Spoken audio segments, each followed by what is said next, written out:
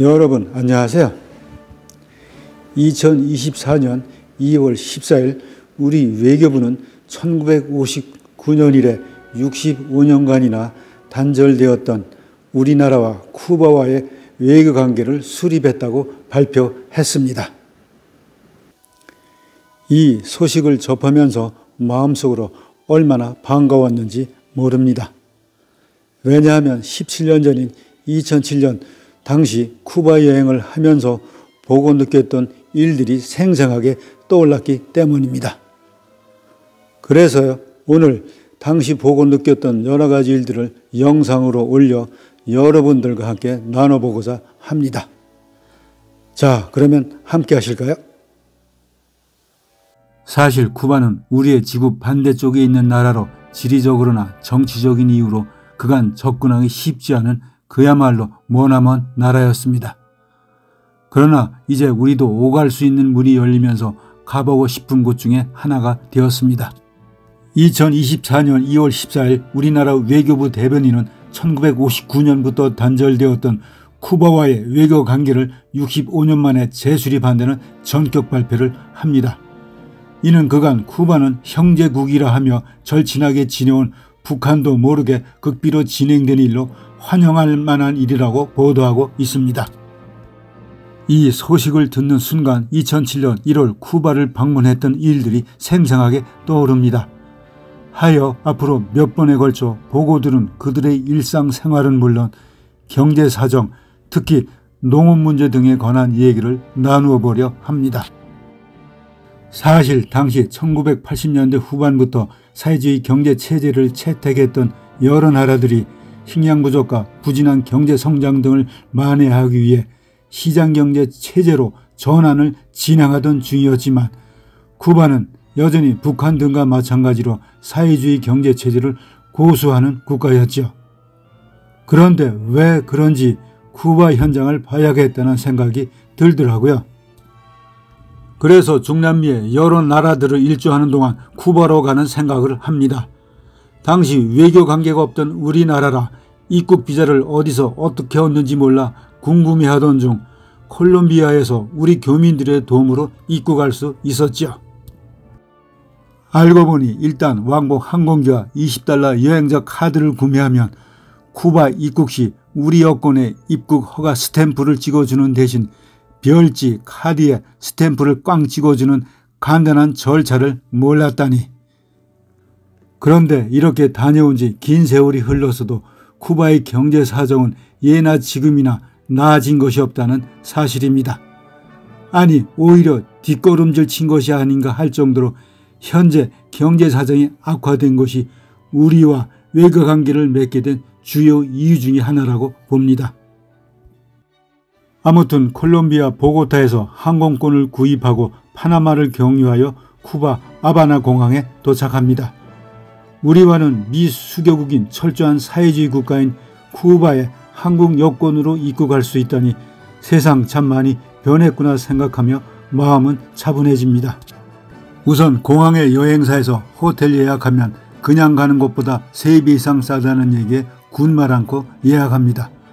그리고 지금이야 내외국인 구분 없이 단일 화폐를 사용하지만 당시에는 내국인이 쓰는 화폐와 외국인이 쓰는 교환화폐로 나누어져 가치가 월등히 큰 교환화폐 받기를 원했습니다.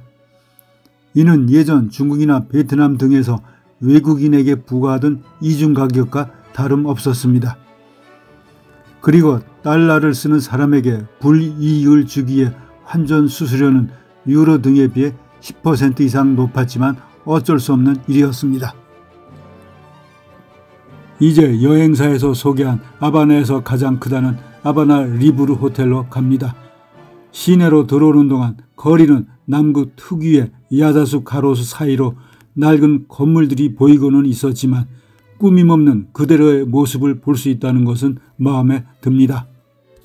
우선 이곳에서 이틀 정도 머물며 대충 이곳의 사정을 안 뒤에 이곳 사람들과 쉽게 접할 수 있는 민박집으로 옮기기로 마음먹습니다. 우선 샤워를 마치고 아주 넓고 시원한 로비에 나와 주로 사회주의 운동가들이기는 해도 벽에 걸린 이 호텔에 투숙했던 인물 사진을 보니 쿠바 수상 카스트로, 혁명가 체 게바라, 세계 최초 여성 우주인 러시아의 테레시코바, 아옌데 전 칠레 대통령, 그리고 영화배우 엘리자베스 테일러, 몬텔 스페인 여가수, 모레노 축구선수 등등등 기라성 같은 당대의 인물 사진을 보는 데만 시간이 걸립니다.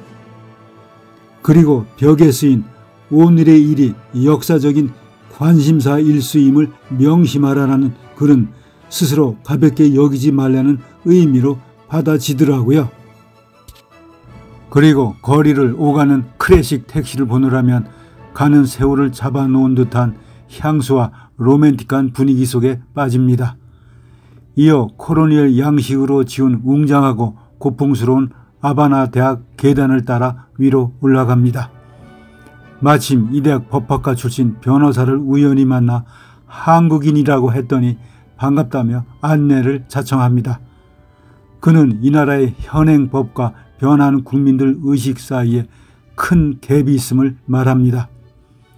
특히 사회주의 혁명으로 모든 재산을 국유화하고 집단화한 것에 대한 한계가 있음을 솔직히 인정합니다.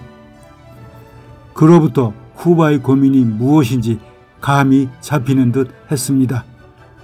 그리고 그는 우리나라 경제 상황에 대해서도 관심이 많음을 알았습니다.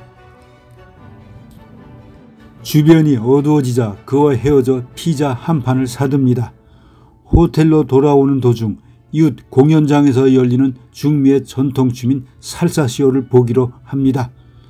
화려한 의상에 쿠바 리듬과 라틴 음악에 맞춰 춘다는 살사춤과 뜨거운 열정과 깊은 애환이 깃든 남미의 산바나 탱고가 무엇이 어떻게 다른지 구분을 할 수는 없었지만 그 어떤 춤이든지 흥을 돋구고 한을 사귀는 장르라는 것이라는 짐작만 할 뿐이었습니다.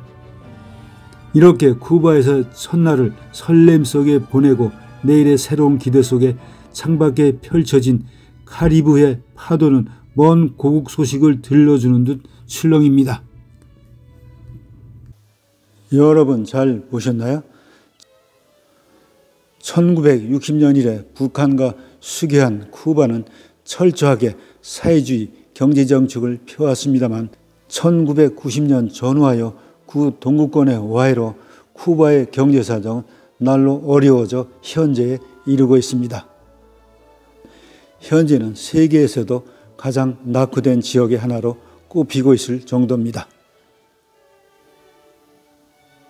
이러한 이때 우리나라와 쿠바의 정식 외교관계 수립은 중요한 의미를 띱니다. 자, 그러면 또 뵙기로 하고 여러분의 건승을 기원합니다.